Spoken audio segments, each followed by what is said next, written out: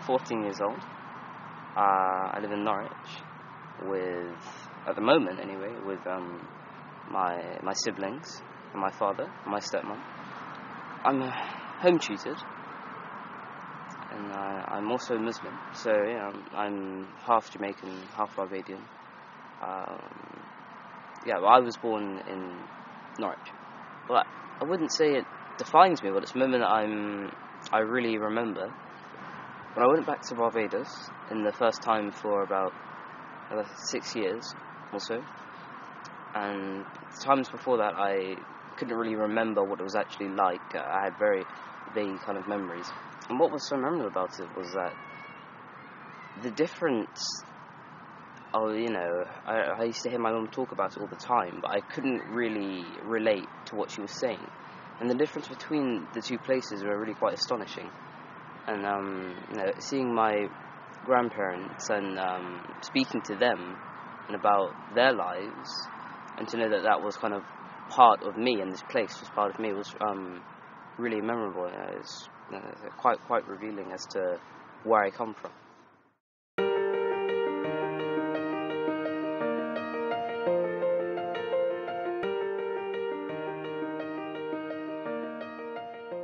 Well, I had an upbringing which was very typical of many Jamaican children at the time, because you were raised by your immediate family rather than your actual parents.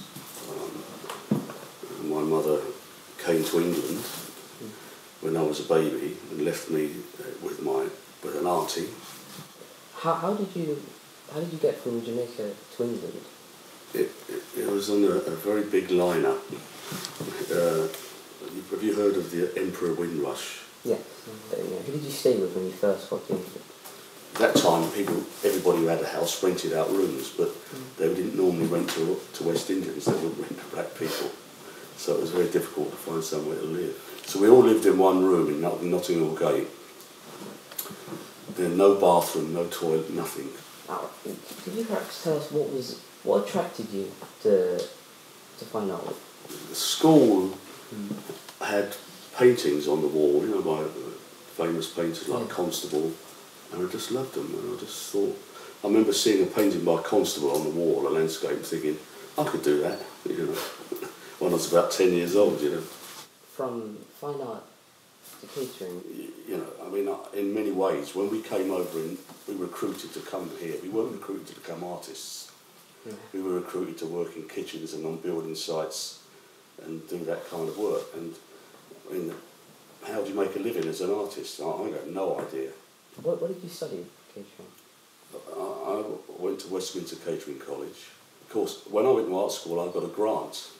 A grant, because it's equivalent to a university study, so the government paid you money, which they don't do now. But when I went to catering college, I had to work at night time, 6 days a week, from 5 o'clock to midnight, and then go to college in the daytime. Wow. So in order to finance my way through catering college. What are the main reasons why I've chosen to interview you? Personally, I'm really quite fascinated with jazz. So could you perhaps tell us, what is this connection with jazz? When you look at people like Duke Ellington, Fat Swallow, they were huge superstars at that time in this country. Fat Swallow died very young, but in the 1930s he was like the Beatles, he was huge. And I used to listen to the radio, it was called the Light programme in those days, and you could hear Duke Ellington's music, Count Basie, Fat Swallow, Ella Fitzgerald, Louis Armstrong on the radio. And that's the only time that you ever heard of anybody that was black that was famous. So, and it was something that black people did it so wonderfully well.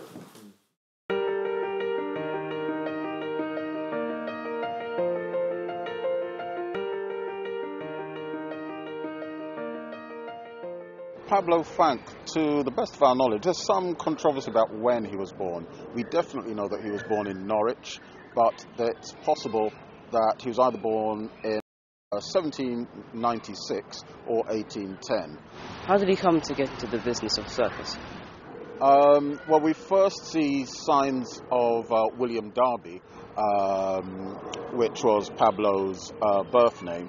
We see signs of William Darby in a circus as Young Darby. He's listed as Young Darby. He is a high wire artist, and he's already begun to experiment with equestrian arts, basically horsemanship, basically in his very early teens. So in 1821, we know that he's performing. He's beginning to make a name for himself as a young teen, as most circus performers did up until fairly recently. Do you know at what point did he start a family?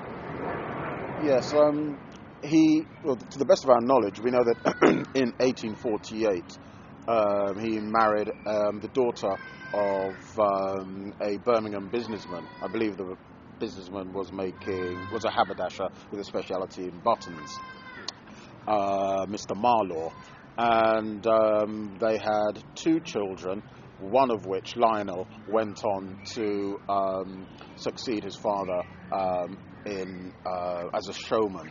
And there are other family members people who proclaim to be family members who use the name of Fanque and perform all over the world, again being involved with equestrian arts, etc. In 1842, he made his debut in London, and it was a huge success. Could you tell us a little bit about what that would mean at that time? I mean, this is something which is extraordinary. When you're talking about his first appearance in London, 1842, remember, this is a time when only 4 years previously we've just had the abolition or the emancipation of slaves in the British Empire.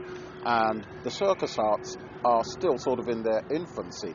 But Pablo is going to go on to become, after having had the sort of benediction of the royal family and many of the movers and shakers of the time, as a man of taste and probity and modest behaviour, he's going to become one of, and some say the leading circus proprietor of the Victorian age. So much of what we know about circus performances and circus management can be attributed to him.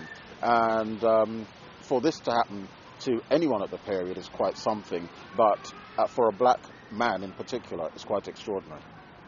Did he struggle with racism as he gained success? I haven't seen anything in the period accounts or writings about him which suggest that he suffered because of it. So there's nothing on the record that I've yet found which would attest to that, but I'd be very, very surprised if that wasn't the case. In your opinion, what is it that you think makes Pablo Fanque a role model to young black people? Okay, for me, what makes Pablo Fanque a role model is because he went out on a limb. He did something which very few people, black or white, were doing, and he didn't play it safe at all. Here is someone who became not just a businessman on his own on his own account, but a very successful one, and who was held in high esteem by all accounts wherever he went. Before I started this project, I never had a local role model. I don't even think I had a role model at all. And I never really understood the concept of the role model in the first place, so that's why I didn't really have one. My local role model was Danny Keane. I chose him because we shared a couple of similar interests, and because I thought he had achieved quite a lot, but he wasn't really recognised for what he had done. My national role model was Pablo Fanque. I chose him because he was born in Norwich. At that time, I didn't think there was any black people at all in Norwich, and especially ones who were recognised in that way. So that's why I chose him. What impressed me most about him is that he even had the courage to even go out and attempt to do such a thing at that time.